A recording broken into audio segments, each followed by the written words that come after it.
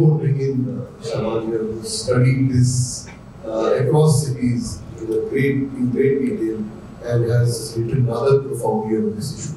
Shaban, your 3 minutes. What do you think is the role of technology in democracy and citizenship? A very important point I raised, particularly digital technologies, because the way they have come up. Look at what constraint we faced in the non-digital world. Non-digital world was full of inertia, full of transaction cost. I will just talk in certain academic language. Inertia in the sense that we are actually here and there is some progress taking place somewhere, I cannot go. There was transaction cost, basically I need transport to go there and I need time to invest in the transportation. But digital technology, what it has done, that facilitated that. That what it did, that it immediately connected to what came the transaction cost. Second thing what it did, because in a democracy, there is a engagement. If you look at the Constitution of India, then it says, "We the people of India." Basically, what is there? There is a consensus, there is an agreement which erects a edifice of the state. And we the people of India has elected that state. So is it a democracy by the people? That the actual government is by the people and for the people. So what happens is that distance was playing a key role in non-participation of the citizens. And there was a distance decay of information. It was also coming. I'm just using some terminology was technical in nature, but simple thing that as actually you go out of the geographies, the information also die in the old age because information was not traveling. So what this technology did, it killed the space, it killed the distance, it killed the transaction cost. So what is happening now today, that from here I can participate in the demonstration, what is happening in Palestine, what is happening anywhere else. I get the information, what is happening elsewhere, and also I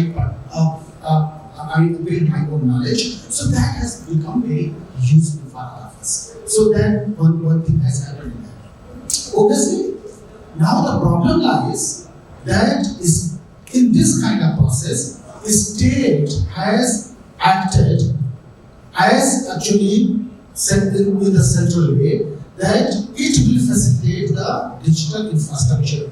And in the facilitating the digital infrastructure, obviously, at one way sometimes it has done or actually involved the capital, corporate. So what has happened in this whole process? Look at the state has 3 components.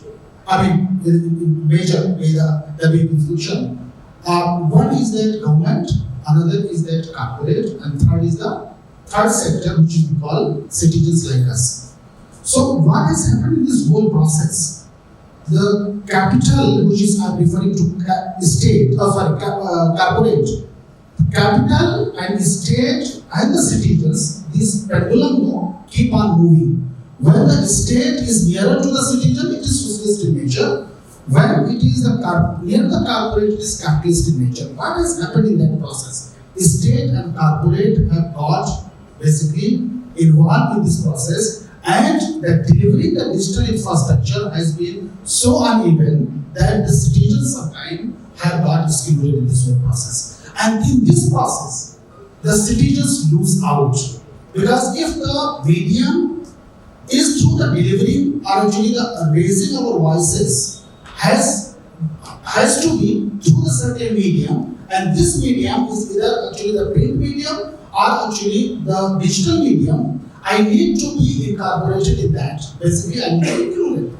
But if the digital infrastructure itself is so biased, it is not come to certain regions, and we have this in India, and we are actually doing. This is the process that where the democracies get compromised. I just simple thing. I was working on Bhiwandi because the British so the agencies, they wanted us to understand how the digitalization is proceeding. And we took a minority town, which is actually textile town in Mumbai. And in those the kind of things where actually multiple role was played by the different agencies. It is not only state. State is actually delivering those infrastructure at some level, but corporate are taking, but they establishing in certain part of the town, not in certain part of the town, and you can understand the certain parts. Where it is developed, they go, underdeveloped, they don't go. And during the COVID, massive erosion of the education took place in those areas where the digital infrastructure was not there. Now I brought in this one that how the and then consciousness building and the citizens also does not happen. Because look at the democracy. I'm just few points I say because of the lack of time and then back to right. That democratic process essentially are driven by few things, and we need to know that. That first is that if the digitalization is leading that democratization, because we are able to voice, then the infrastructure becomes must. And delivery of infrastructure, what is infrastructure? The telephone lines are there, towers are there, access is there, availability is there. Second, it will deliver you the information, but this information does not give knowledge. So remember it, information like 50 million, 30 million, that, it has to be associated with a certain kind of knowledge base. And knowledge base is basically understanding that what this number means, and this number meaning becomes very critical, that critical understanding along with that need to be there, so that you link your information with that critical understanding which becomes knowledge, which becomes applicable.